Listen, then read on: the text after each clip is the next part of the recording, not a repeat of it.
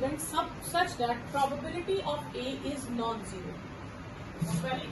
First condition हमें दी है probability of A is non-zero. ठीक है. दूसरा उसने कहा हमें फाइंड करना है probability of B upon A. अब probability of B upon A का फॉर्मूला क्या था कंडीशनल probability में? B intersection A upon probability of A. यही होगा. ठीक है. अब फर्स्ट कंडीशन उसने दिया क्वेश्चन में कि A is subset of B. A B का सबसेट है. अब अगर आपको भूल जाए तो एक चीज याद रखना कि जब भी सबसेट वर्ड होगा तो इंटरसेक्शन जब हम करते हैं तो स्मॉलर सेट आंसर आता है, यूनियन करते हैं तो लार्जर सेट आंसर आता है. अब एग्जांपल लेके देख लो. B A is subset of B. A में आप कोई टर्म्स ले लो A और B. B उससे थोड़ा लार्जर लेना, A B और C ले लो. A इंटरसेक्शन B करोगे तो क्या आएगा? A B कॉमन आएगा. That is a. तो इंटरसेक्शन हमेशा स्मॉलर सेट आंसर आता है और यूनियन हमेशा लार्जर. तो अगर मैं कहूँ A B का सबसेट है तो A इंटरसेक्शन B किसकी इक्वल हो जाएगी? A के. ओके.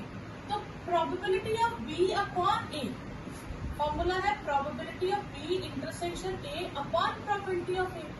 B इंटरसेक्शन A की जगह A लिख सकती हूँ तो ये कट के आंसर आ गया. हाँ. तो ये आपको एमसीक्यू में आ जाएगा कि अगर A B का सबसेट है तो इंटरसेक्शन की जो B अपॉन A की प्रोबेबिलिटी है वो क्या होगी? वो 1 होगी. सेकेंड पार्ट है कि अगर B A इंटरसेक्शन B 0 हो यानी कि A और B में कुछ कॉमन ही नहीं है तो probability of A intersection B क्या हो जाएगी? 0. Then probability of B upon A क्या हो जाएगा? Probability of A intersection B upon probability of B वो हो गया 0 upon probability of B. That is 0. Second question है अ कपल हैज 2 चिल्ड्रन. अगर 2 चिल्ड्रन है तो उसकी सैंपल स्पेस क्या हो जाएगी? या तो दोनों मेल होंगे, मेल फीमेल, फीमेल मेल, या दोनों लड़कियां होंगी. ठीक है. ऐसा ही क्वेश्चन सेम बॉय गर्ल में था तो इसमें मेल फीमेल वर्ड यूज किया तो हमने सैंपल स्पेस कैसे करना. Find the probability that both children are male. जिसकी प्रोबेबिलिटी फाइंड करनी है उसे हम ई इवेंट लिखते हैं. तो ई भी event both children are male. तो ई में क्या केस आ जाएगा? मेल में एक ही केस आएगा. एफ गिवन के बाद जो हो इफ इट इज नोन यानी कि it is given that at least one of the children is male. तो एटलीस्ट वन इज मेल. फिर आपके पास एफ में क्या क्या केसेस आ जाएंगे? Male female, female male and male male. Clear. अब हम क्या करेंगे? ई इंटरसेक्शन एफ फाइंड करेंगे. मेल आ जाएगा. Probability of E intersection F हो गई 1/4. प्रोबेबिलिटी ऑफ एफ हो गई 3/4. हमें ई की प्रोबेबिलिटी की जरूरत नहीं होती है. ठीक है. हमें निकालना है E upon F. That is probability of E intersection F upon probability of F. 1/4 upon 3/4. That is 1/3. Second part है find the probability that both children are female. तो E the event both children are female. तो E में कौन कौन से cases आ जाएंगे? दोनों फीमेल हैं. F the Elder child is female. Elder child is female. Elder child female है यानी कि फीमेल मेल हो सकता है या फीमेल फीमेल हो सकता है. कि बड़ा बच्चा जो है वो फीमेल हो. ठीक है. अब ई इंटरसेक्शन एफ में क्या आ गया? Female female. तो probability of E upon F हो जाएगा probability of E intersection F upon probability of F. Intersection में एक ही केस है, एफ में 2 केसेस है. Answer will be 1%. Suppose 5% of man में से 5% एंड विमेन में से 0.25% ये ग्रे हेयर है।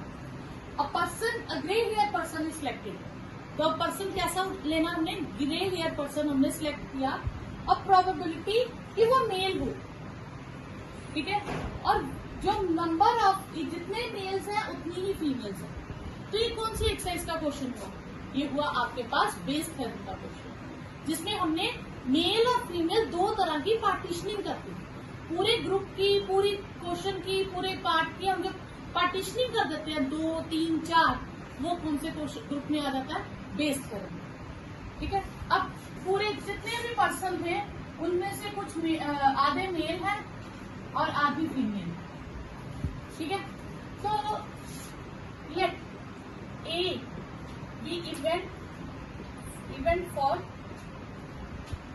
E1 ले लीजिए, first partitioning event for male, and E2 be event for female. अब दोनों इक्वल है, तो E1 की प्रोबेबिलिटी हाफ और E2 की प्रोबेबिलिटी भी क्या हो गई, हाफ, क्योंकि आधे आधे।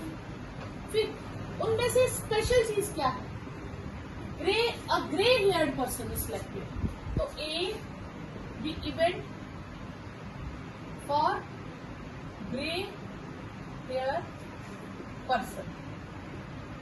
अब पर्सन ग्रे हेयर है पर वो E1 में से हो, E1 क्या था, मेल लेनी है, उनमें से ग्रे हेयर कितने हैं, तो मैन में से ग्रे हेयर कितने हैं, 5%, दैट इज 5/100। फिर हमने फीमेल ली, उनमें से ग्रे हेयर फीमेल कितनी है, 0.25%, तो ये आ जाएगा 25/4 आ जाएगी, क्योंकि परसेंट की 2 और डेसिमल की 2, ठीक है। इसकी कटिंग करते हैं तो 4 से 400 आ जाएगा, क्लियर। इसकी मैं 100 ही रहने देती, क्या की कटिंग। अब उसने कहा है कि ग्रे हेयर पर्सन तो हमने ले लिया, और grey hair person is selected, ये हमने सिलेक्ट कर लिया grey hair. What is the probability the person being male, तो ग्रे हेयर पर्सन सिलेक्ट हो गया और वो मेल होना चाहिए, मेल था E1, तो आएगा E1 A/E1, E2 A/E2, और न्यूमिनेटर में आ जाएगा E1 A/E1। अब इनकी वैल्यूज डाल दीजिए, 1/2 इंटू 5/100, 1/2 इंटू 5/100 प्लस 1/2 इंटू 1/400, 1/2 और 1/100 कट गया, ठीक है। तो 5/5 प्लस 1/4, तो ये आ जाएगा 5, 21/4, दैट इज 20/20, तो ये आपके पास आंसर है। Leap year has selected at random, जब लीप ईयर सिलेक्ट करता है तो नंबर ऑफ डेज कितने होते हैं, 366 डेज होते हैं, ठीक है। अब अगर मैं इसके वीक बनाऊं तो 7 से करूं तो 2 रिमाइंडर बचेगा, 52 से, ठीक है, 364 आ जाएगा, तो ये आ जाएगा 52 वीक्स एंड 2 डेज। अगर नॉन लीप ईयर हो तो 1 डे बचता है, अभी लीप ईयर है तो 2 डेज बच गए। अब 2 डेज क्या हो सकते हैं, संडे के साथ मंडे आ सकता है, मंडे के साथ ट्यूसडे आ सकता है, ट्यूसडे के साथ वेडनेसडे, ट्यूसडे थर्सडे हो सकता है, नहीं हो सकता, क्योंकि ट्यूसडे के बाद वेडनेसडे ही आता है, हमारी मर्जी से डेज चेंज नहीं होंगे। Wednesday plus Thursday, Thursday plus Friday, Friday plus Saturday, और सैटरडे प्लस संडे, ये ऑप्शन है। कितनी ऑप्शन है आपके पास, 7। टोटल डेज कितने आए, 7। अब आपने सिलेक्ट करना है, देखो 52 वीक्स है तो 52 संडे, मंडे, ट्यूसडे, सैटरडे सब 52 टाइम्स है। मुझे स्पेशल क्या लेना, 53 ट्यूसडे, मतलब ट्यूसडे आएगा, सपोज करो आपको ट्यूसडे को ऑफ होता है ट्यूशन में, ठीक है, तो आपको ऑफ चाहिए, 52 तो वैसे ही ऑफ है, तो अब आपके ऑफ होने के चांसेस क्या है, एक ये और एक ये, ठीक है। लेकिन ये दो ऑप्शंस आ गए तो आपको मिल जाएगा। तो ऑप्शंस कितनी होगी आपके फेवर में, 2। तो प्रोबेबिलिटी ऑफ 53 ट्यूसडे इज 2/7। अब यहीं पे आप याद रखिएगा 53 कोई भी दिन आ जाए, मंडे आए, ट्यूसडे आए, संडे आए, सैटरडे आए, सबकी प्रोबेबिलिटी 2/7 ही होती है। इसलिए कोई भी एक दिन रिपीट करेगा तो 2/7। अब वो कहता है कि नहीं, मुझे 53 संडे एंड 53 मंडे चाहिए। तो मतलब मुझे संडे भी एक एक्स्ट्रा चाहिए, मंडे भी एक्स्ट्रा चाहिए। तो दोनों दिन एक्स्ट्रा चाहिए, वो सिर्फ एक ही ऑप्शन है। तो उसके लिए आपके पास 1/7 आएगा। तो जब एंड डाल दे तो आप याद रखिएगा एक ही ऑप्शन है। यहीं पे 53 सैटरडे और 53 संडे और आ जाए तो यानी कि सैटरडे आएगा तो भी छुट्टी हो जाएगी, संडे आएगा तो भी छुट्टी हो जाएगी। तो हमें 53 हॉलीडेज चाहिए। तो फिर कितनी ऑप्शन है, तो मुझे संडे भी चलेगा, यहाँ पे भी ये डे भी चलेगा, ये कॉम्बिनेशन भी हमारे काम का और ये कॉम्बिनेशन भी हमारे काम का। तो इसकी प्रोबेबिलिटी होगी 3/7। आपने याद रखना 53 सिंगल डे बोले तो 2/7, 2 डेज की कंपल्शन कर दे तो 1/7 और आए तो 3/7। ये फिक्स रखना आपको, मतलब कोई भी क्वेश्चन आए तो ये 3 कंडीशन है, ठीक है। तो ये क्वेश्चन है, suppose that we have 4 boxes और कंटेनिंग ये मार्बल्स के कलर्स लिखे हैं। One of the box has been selected. पहले हमने बॉक्स सिलेक्ट किया, फिर एक सिंगल मार्बल उसमें से निकाला। अब वो कहता है मार्बल रेड कलर का होना चाहिए। तो what is the probability that box A it is from box B और it is from box D. तो ये कौन सी एक्सरसाइज का क्वेश्चन होगा, ये होगा आपके पास, इसमें इफ कंडीशनल नहीं है, ठीक है, फिर वो भी नहीं है, क्या कहते हैं, इंडिपेंडेंट भी नहीं है, प्रोबेबिलिटी डिस्ट्रीब्यूशन मीन वेरिएंस भी नहीं है, ये बेस थ्योरम का क्वेश्चन है। क्यों, क्योंकि पूरे चीज को हमने 4 बॉक्सेस में कन्वर्ट कर दिया। E1 for box A, E2 for box B, E3 for box C और E4 फॉर बॉक्स डी। तो ये हमने उसकी 4 पार्टीशनिंग कर दी और फिर उनमें से हमने रेड कलर का मार्बल निकालना है। तो रेड कलर के मार्बल चारों में है तो हमने ये ढूंढना है। तो ए नाम रख देना रेड मार्बल के, क्लियर। तो ये पार्टीशनिंग में से हमने कॉमन चीज निकालनी है।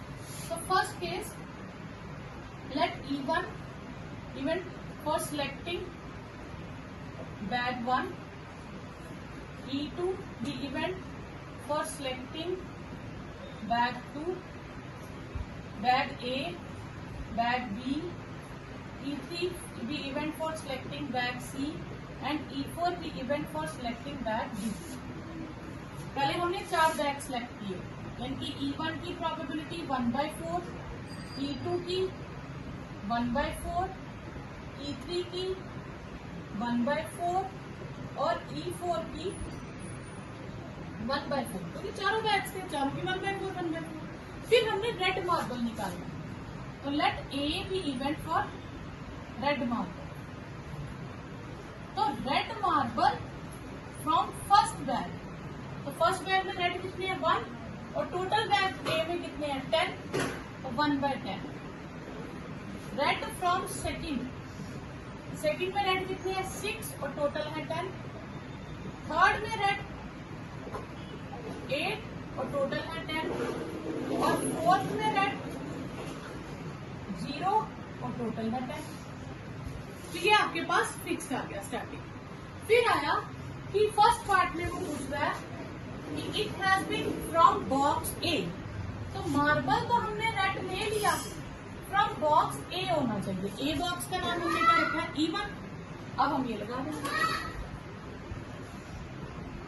E1 A/E1, E2 A/E2, E3 A/E3, E4 और A/E4। अब बैग 1 है तो E1 A/E1। E1 है 1/4 और 1/10 था। 1/4 इंटू 1/10, 1/4 इंटू 6/10, 1/4 इंटू 8/10 और 1/4 इंटू 0। क्लियर? तो आपके पास 4 और 10 कट जाएगा। 1/1 प्लस 6 प्लस 8, तो 1/15, ये आपके पास आंसर आ गया। ये फर्स्ट वाले का आंसर आ गया। ठीक है, अब सेकंड वाले में क्या है? सेकंड वाले में सेकंड पार्ट में यहाँ E2 है, तो बॉक्स बी बस यहाँ पे E2 आ जाएगा, ऊपर का पोर्शन चेंज हो जाएगा।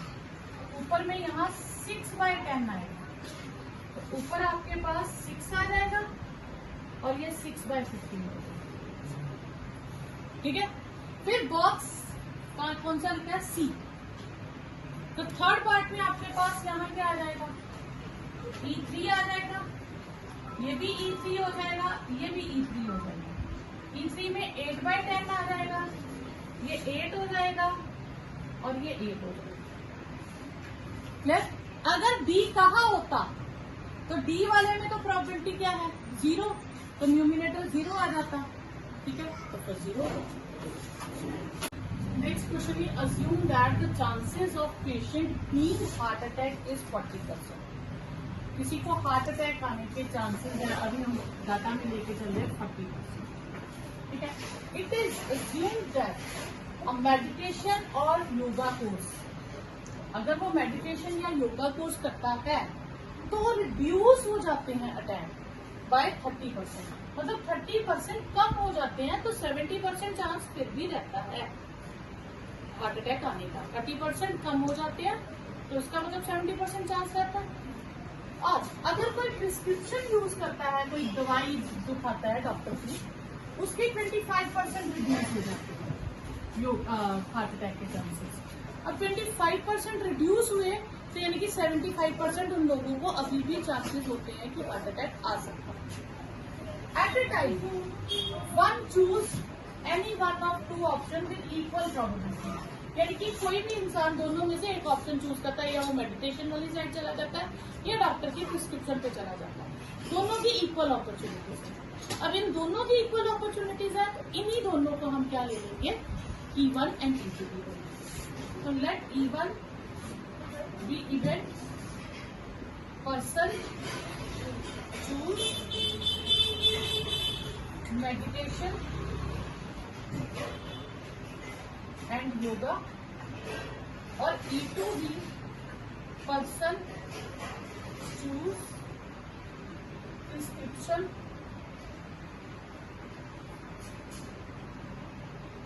और सर्टेन ड्रग या प्रिस्क्रिप्शन। दोनों के इक्वल चांसेस है, यानी कि हाफ चांसेस है इसे सिलेक्ट करें और हाफ चांसेस है इसे सिलेक्ट करें। क्लियर?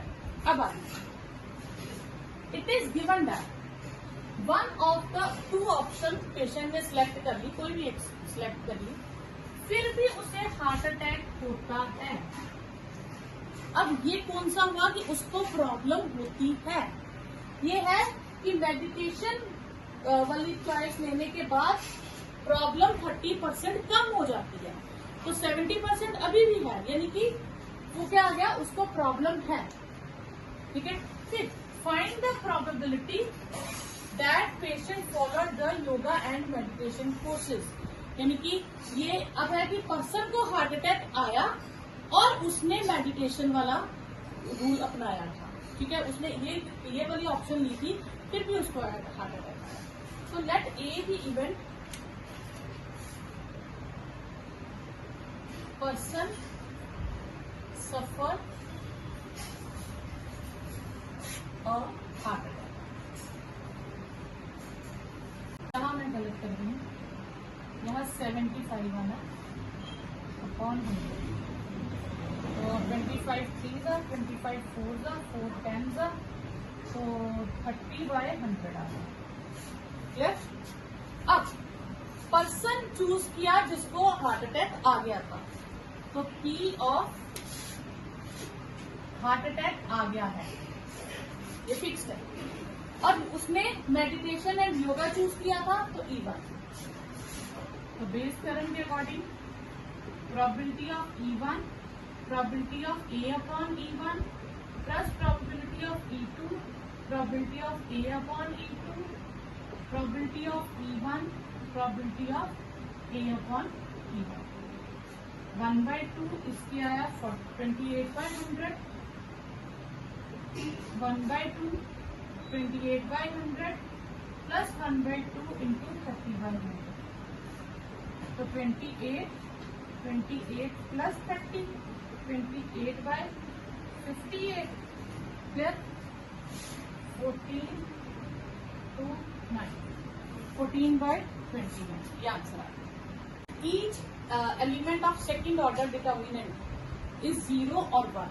सेकेंड ऑर्डर डिटर्मिनेंट क्या था? जैसे हम लिखते थे A B C D। Second order determinant mean 2+2 वाली डिटर्मिनेंट, ठीक है।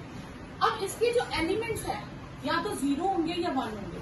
तो सेम क्वेश्चन आपने किया था थर्ड चैप्टर की फर्स्ट एक्सरसाइज में था कि अगर 3/3 मैट्रिसेस है तो उसमें 0 और 1 एलिमेंट्स अगर हम फिल करें तो कितनी पॉसिबल मैट्रिसेस पॉसिबल होती है। तो हमने कहा था कि हर एक के लिए ऑप्शन कितनी है, 0 एंड 1, 2 ऑप्शंस। तो हर एक के लिए 2 ऑप्शंस है और प्लेसेस कितने हैं, 9, तो 2⁹ आ जाएंगे। तो ऐसी 2⁹ यानी कि 512 मैट्रिसेस बनती है, ठीक है। अब यहाँ पे ऑप्शंस क्या है, सेम 0 और 1, लेकिन इस बार कितने हैं, 4। तो नंबर ऑफ डिटर्मिनेंट्स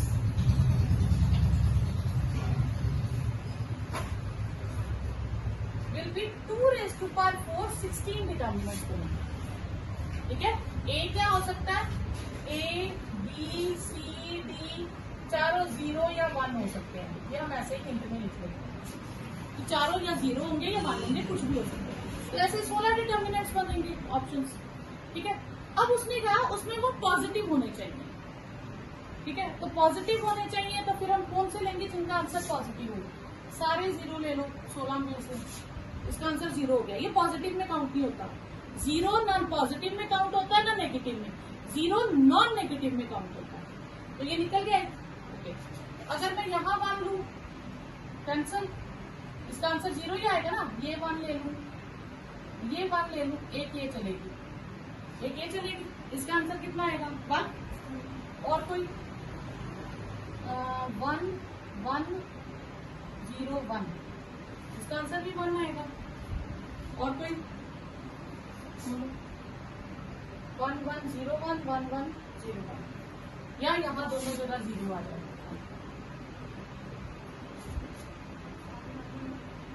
सारे 1 होंगे तो आंसर 0 हो जाएगा, तो 0 आंसर तो हमें चाहिए नहीं, हमें पॉजिटिव आंसर चाहिए। तो यही 3 ऑप्शन आएंगे जिनका आंसर 1 है। उसके अलावा सबका आंसर या 0 होगा या -1 होगा, ठीक है। तो फिर प्रोबेबिलिटी, रिक्वायर्ड प्रोबेबिलिटी क्या हो जाएगी,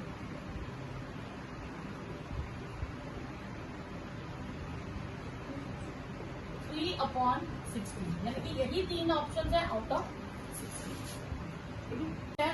An electronic assembly consists of 2 subsystems है A और B। From previous testing procedure से हमें पता चलता है कि उनके A के फेल होने के चांसेस है A.2। तो let's A' be even for A fails और B' ले लेंगे B फेल्स, ठीक है। वो बार बार फेल्स वगैरह क्या लिखेंगे। तो इसका मतलब है A' की प्रोबेबिलिटी है 0.2 और B ओनली B' की है 0.15, ठीक है। अब probability of A' and B' ये भी दी है 0.15, क्लियर। अब इसमें ओनली B' लिखने का मतलब क्या है, यहाँ पे B फेल्स आएगा, गलती से A' for A fails, B' for B fails, ठीक है। तो B ओनली, ये तो चलो हमें समझ आ गया A', ये इंटरसेक्शन भी समझ आ गई। अब ये हमें दिया ओनली B फेल होगा, इसका मतलब क्या हो गया, ओनली B फेल में क्या आता है, B' minus B' intersection A', ये 0.15। ओनली, जब ओनली लिखा हो ना, जब भी आपके पास हो P ऑफ ओनली B, तो ओनली बी का मतलब है कि बी वाले केसेस लो, उनमें से जिन्होंने ए के साथ शेयरिंग की थी उसे माइनस कर दो। बी ले लो बायो, बच्चे पढ़ते हैं, और ए ले लो आर्ट्स के बच्चे हैं। ओनली बायो के बच्चे लिए, तो बायो के स्टूडेंट्स ले लिए हमने, ओनली बायो पढ़ते हैं जो, तो हम क्या करेंगे, हम बायो के स्टूडेंट्स की पूरी स्ट्रेंथ ले लेंगे। उनमें से जिन्होंने फाइन आर्ट्स रखा है, पेंटिंग वगैरह, उनको माइनस कर देंगे। तो कौन से स्टूडेंट्स बचेंगे, ओनली बायो। तो कभी भी ओनली किसी चीज के लिए पूछेंगे तो दूसरे के साथ इंटरसेक्शन माइनस कर देंगे। अब ये चीज हमें नहीं पता बी डैश कितना है, ये हमें पता है 0.15। Probability of B dash is 0.15 plus 0.15, तो 0.30। यहां तक हमें मिल गई। अब हमें क्या ढूंढना है, A fails, B has already failed, यानी कि ये डिनोमिनेटर में आ जाएगा और ये न्यूमिनेटर में। तो probability of A fails, B has already fails, यानी कि हमें फाइंड करना है A dash upon B dash. ये चीज होगी ना फेल्स का, तो ये क्या आ जाएगा, A dash intersection B dash upon probability of B dash. ठीक है, ये हमने फाइंड किया इंटरसेक्शन, सॉरी हमें गिवन है 0.15 ये 0.30, तो 1/2 आ जाएगा आपके पास। फिर सेकेंड है ए फेल्स अलोन, सिर्फ ए फेल हो, ए फेल्स अलोन। तो इसमें क्या करेंगे, ओनली ए डैश आ गया, तो फिर वही काम, A dash minus probability of A dash intersection B dash. तो ये है 0.20 माइनस 0.15 0.05, ये आ गया ओनली। इसमें है एक बैग है, दो बैग हो गए, बैग 1 और बैग 2। ये मान लेते हैं हमारे पास बैग 1 है और ये बैग, ठीक है। बैग 1 में हमारे पास है 3 रेड और 4 ब्लैक बॉल्स, 3 रेड और 4 ब्लैक बॉल्स। बैग 2 में है 4 रेड और 5 ब्लैक बॉल्स। क्लियर? अब आगे क्वेश्चन, नॉर्मली हम लेते हैं बैग इज चूजन, बैग 1 की 1/2, बैग 2 की 1/2, ठीक है। क्वेश्चन ध्यान देना, यहां तक नहीं, उसने ये नहीं कहा बैग इज चूजन। नॉर्मली जो बेस तरह में क्वेश्चन जो है, bag is selected then a ball is chosen, जो भी है ड्रॉन, ठीक है। अब इसमें है then one ball is transferred from bag 1 to bag 2, then ball is drawn from bag 2। पहले हमने एक बॉल ट्रांसफर करनी है, फिर दूसरे बैग में से निकालनी है। फिर the bag is so drawn, the ball is so drawn found to be red in color। जो हम बाद में निकालनी है सेकंड बैग से, उसको रेड भी क्लियर होनी चाहिए, मतलब बाद में जो उठानी है वो रेड भी उठानी है, वो हमें पता है। पहले आपके पास ऑप्शन है, ठीक है, find the probability that transferred ball is black. और ट्रांसफर्ड बॉल इज ब्लैक मतलब जिसकी घूमनी है, हम उस पर ध्यान देंगे। तो ये इवेंट हो गया, तो E1 इवेंट ले लेंगे, ट्रांसफर्ड बॉल इज रेड, और E2 इवेंट ले लेंगे, ट्रांसफर्ड बॉल इज ब्लैक। अब ट्रांसफर करनी है रेड, तो रेड के कितनी बॉल्स हैं, 3 आउट ऑफ 7, 3/7। और अगर मैंने ब्लैक ट्रांसफर करनी हो तो 4/7, ठीक है। अब A be event, second ball ball selected from bag 2 be red. जो भी हमने सेकंड बॉल सिलेक्ट करनी बैग 2 से, वो रेड होनी चाहिए।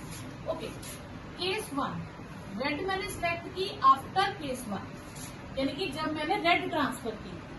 अगर मैं रेड इसमें ट्रांसफर करूंगी तो उस केस में यहाँ रेड कितनी हो जाएंगी, 5। अगर मैं रेड ट्रांसफर करती हूँ तो प्रोबेबिलिटी हो जाएगी सेकंड बैग में से 5 अपॉन कितने हो गए टोटल 10, टोटल 10 है, ठीक है। और अगर मैं रेड नहीं ट्रांसफर करती, रेड इधर ही रहने देती हूँ, और अगर मैं ब्लैक ट्रांसफर करती हूँ, मैंने ब्लैक ट्रांसफर की, सॉरी ब्लैक ट्रांसफर की, अब मैंने निकालनी कौन सी है? निकालनी मैंने रेड ही है। तो रेड के कितने हैं अब? 4 नहीं, रेड के कितने थे दूसरी में?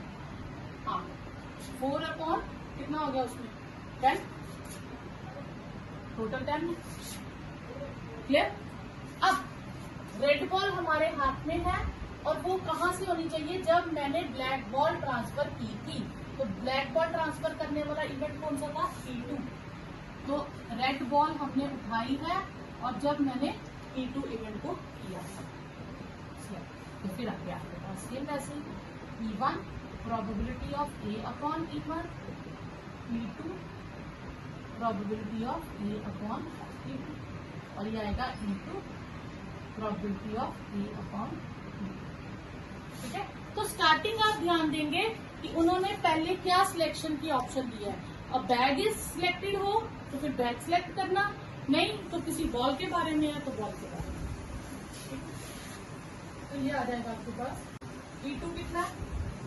4/7, 4/10, 3/7, 5/10 प्लस 4/7, 4/10। तो 16, 15 प्लस 16, 16 अपॉन 31 क्या आंसर है? हमें ये कंडीशन दिया, चारों में से सिलेक्ट करना कौन सी ट्रू होगी। हमें दिया probability of A upon B is greater than probability of A upon B का फॉर्मूला क्या होता है? A intersection B upon probability of B, यही होता है। अच्छा, इसको इधर मल्टीप्लाई कर दो, A intersection B is greater than probability of A into probability of B। ठीक है, इसको इधर ले आओ, A intersection B upon probability of B, नहीं A ले आती है, ये तो पहले ही था। तो ये किसकी प्रोबेबिलिटी हो गई? B अपॉन A की हो गई। तो ये आपका C ऑप्शन करेक्ट है। ठीक है।